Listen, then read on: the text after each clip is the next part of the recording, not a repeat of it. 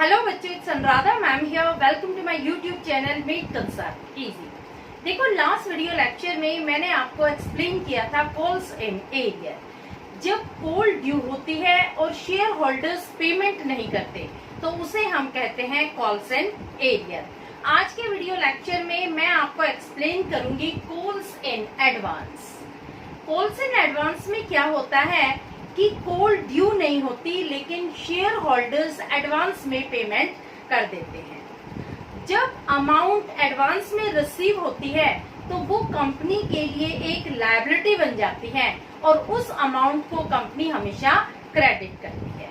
तो आज मैं एक क्वेश्चन के थ्रू आपको डिटेल में एक्सप्लेन करूंगी कि कैसे आप जर्नलाइज करेंगे ट्रांजैक्शंस को जब आपको क्वेश्चन मिलता है कॉल्स इन एडवांस का। देखो, एक कंपनी है XYZ लिमिटेड, इसने 10,000 शेयर्स इश्यू किए हैं। एक शेयर की कीमत है 10 रुपए। कंपनी कैसे अपने शेयर होल्डर्स से पैसा मंगा रही है? 3 रुपए एप्लीकेशन पर मंगा रही है, 4 रुपए अलॉटमेंट पर और 3 रुपए फर्स्ट एंड फाइनल कॉल पर। रवि एक शेयर होल्डर है जिसने कंपनी के 1000 शेयर परचेज किए हैं। उसने कंपनी की जो फर्स्ट एंड फाइनल कॉल की पेमेंट थी वो अलॉटमेंट के साथ ही पे कर दी। तो इस क्वेश्चन को हम कैसे सॉल्व करेंगे? सबसे पहले हम रिसीविंग ऑफ एप्लीकेशन मनी की एंट्री पास करेंगे। फर्स्ट एंट्री होगी bank account debit, bank account debit rupees 30,000 to share application account rupees 30,000. Second entry will be transfer of application money to share capital. Share application account debit 30,000 to share capital account rupees 30,000. इन दोनों entries में किसी तरह की कोई भी complication नहीं है, क्योंकि जब भी फर्स्ट एंट्री पास करते हैं तो रिसीविंग ऑफ एप्लीकेशन मनी होगी और सेकंड एंट्री होगी transfer of application money to share capital. अब देखो, कंपनी डिमांड करती है 4 रुपए की अलॉटमेंट पर, तो हम अलॉटमेंट ड्यू की एंट्री पास करेंगे। Share allotment account debit rupees 10,000 shares थे और 4 रुपए कंपनी मंगवा रही है अलॉटमेंट पर, तो कितनी अमाउंट मंगवा रही है? 40,000 रुपए to share capital account rupees 40,000। अब देखो, कंपनी ने 40,000 रुपए मंगवाए हैं, लेकिन रवि एक ऐसा शेयर होल्डर है जिसके पास 1000 शेयर हैं। उसने अलॉटमेंट के साथ ही फर्स्ट एंड फाइनल कॉल की मनी भी दे दी है। देखो, 1000 शेयर है रवि के पास और फर्स्ट एंड फाइनल कॉल पर कंपनी कितने मंगवा रही है? 3 रुपए। तो 3 रुपए के हिसाब से उसने 3000 रुपए अलॉटमेंट के टाइम ही एडवांस में पेमेंट कर दी। तो कंपनी को कितने पैसे मिल रहे हैं? बैंक अकाउंट डेबिट देखो, 40 तो मिल ही रहे हैं, 40 के साथ 3000 और मिल रहे हैं, यानी कंपनी को मिल रहे हैं 43,000 to share allotment account. Allotment के कितने हैं? 40,000 टू कॉल्स इन एडवांस। ये कंपनी को 3000 रुपए एडवांस में दे रहा है रवि एक शेयर होल्डर। जो पैसे लास्ट कॉल में देने थे फर्स्ट एंड फाइनल कॉल में, वो अभी अलॉटमेंट के टाइम मिल रहे हैं, तो कंपनी को टोटल मिल रहे हैं 43,000। लेकिन 43,000 अलॉटमेंट का पैसा नहीं है, अलॉटमेंट पर सिर्फ 40,000 रुपए मिलने थे।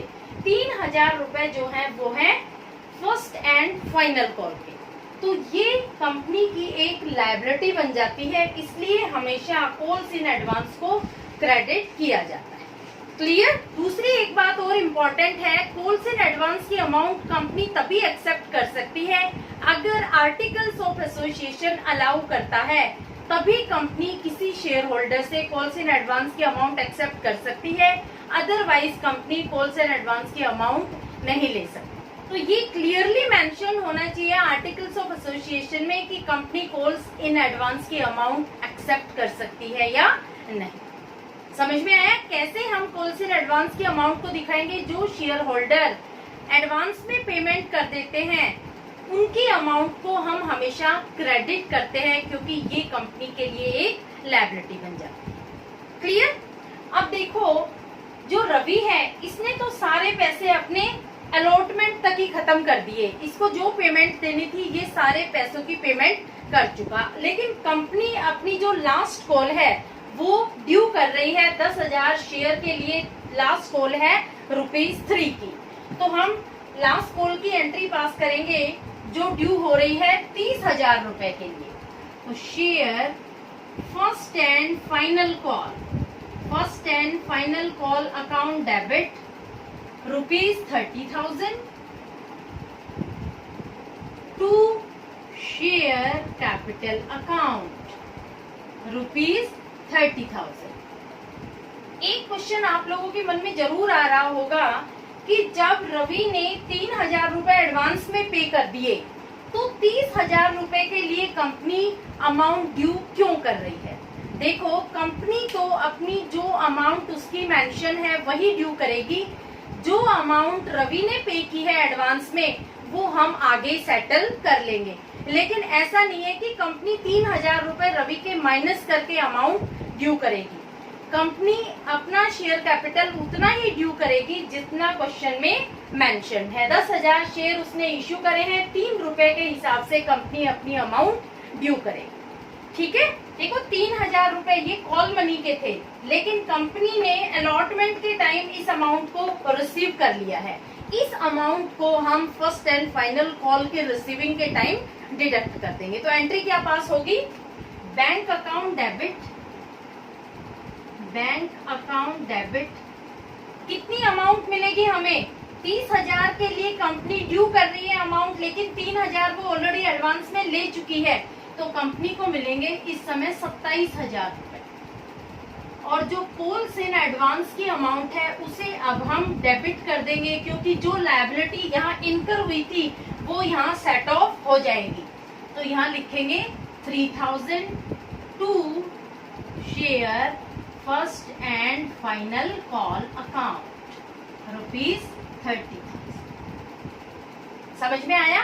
इस तरीके से हम एंट्रीज पास करेंगे जब कॉल्स इन एडवांस का क्वेश्चन आता है।